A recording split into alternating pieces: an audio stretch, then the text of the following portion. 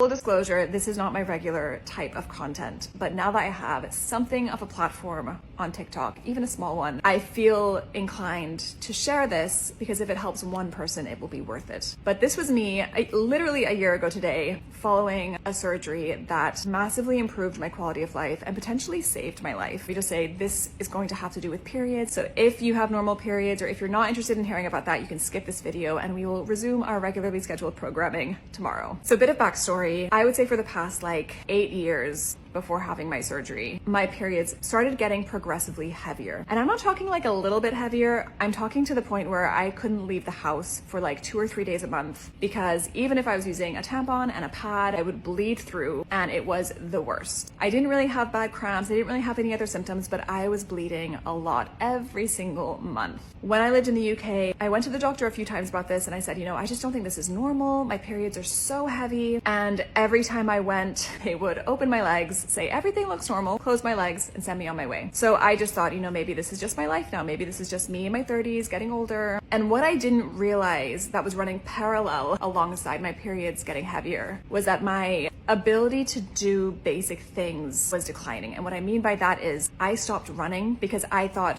oh my God, I'm so bad at running. Everyone's so good. I get so tired so fast. I would just avoid anything that required my heart rate to raise because it made me feel so bad. And I didn't know what was wrong with me. I was like, why can't I do this? And everyone around me, I remember going for runs with my husband and my husband would be like, come on, keep going. You can do it. You can do it. And I'd be pushing myself and no fault to him because we didn't know at the time what was going on. I'd walk upstairs and need to catch my breath afterwards. I was just always out of breath and avoiding doing anything that would raise my heart rate. I thought I was weak. I thought that this was just what everyone experienced and I just had a low pain tolerance. I didn't even think about how it might relate to my periods. I just thought I have heavy periods and I have a low pain threshold and those are two separate things. Fast forward to me moving to the States. In my first appointment with my doctor, I told him, I said, just so you know, I have very heavy periods. I've had them checked out before, but they didn't really find anything. And he said, okay, well, let's just do some checks and we'll give you a blood test and we'll see what's going on. And I look back and I can't believe I never asked for a blood test sooner because in the UK, they never gave me a blood test. They literally just opened my legs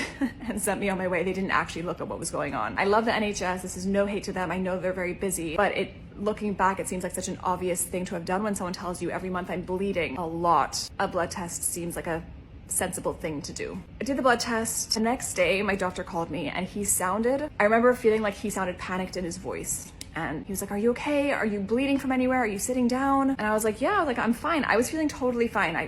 When I wasn't doing exercise, I felt fine. And he said, you need to go to the emergency room immediately. Your hemoglobin is at a level 6. You need to get a blood transfusion ASAP. So I didn't know this. I'm horrible at biology, but my understanding is that hemoglobin is the thing in your blood that helps transport oxygen. So if you have a low hemoglobin, it means that oxygen isn't moving around your body as it should. I think that typically a hemoglobin that's anything less than a 12 for a woman is considered low. Mine was a 6. So I later found out that this level is extremely dangerous. I could have had a heart attack. It could have been really bad, but it had happened so slowly over time that my body had just acclimated every time my hemoglobin was decreasing. So I went to the ER and when I told the doctors what my doctor had said, I'll never forget the guy seeing me was like, oh, that must be a mistake. Idiots take blood sometimes and they get the wrong results. We're going to test you again. And he kind of played it off if you were at a 6, you wouldn't be how you are now. There's no way you're going to be at a hemoglobin of 6. So he went off, did my blood tests, came back and was like, yep, you're a 6. We need to get you a blood transfusion. So that day I ended up having a blood transfusion and an iron transfusion. And then began my journey of trying to figure out what was happening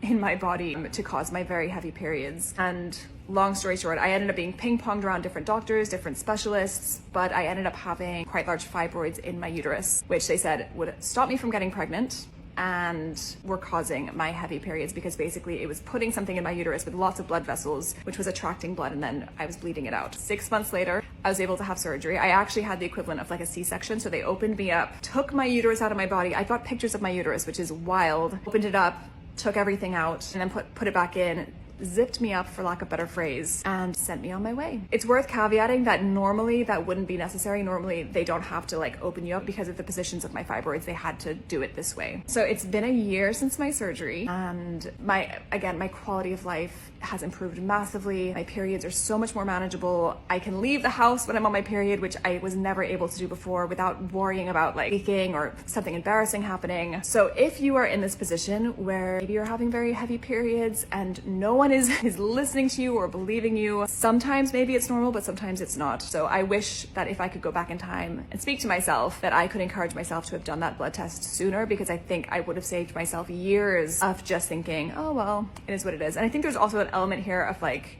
I just don't think we believe women when women say, I don't think this is normal. So if that's you, get yourself checked. Don't be afraid to advocate for yourself and ask for a blood test if you haven't had one done yet. Again, this is what I wish that I had done back in the day. And I know this isn't my regular kind of content, but I wanted to share my story in case anyone else is going through this or is worried about this kind of thing. My quality of life is so much better now. I'm so glad we found the issue. And if you have any questions about my experience or about anything, feel free to private message me or comment below. I know this is a really sensitive topic and it's not something that we talk about a lot, but I wish someone had spoken about it so that I could have known sooner, and again, saved myself years of suffering for days every month. Yeah, let me know if you have any questions.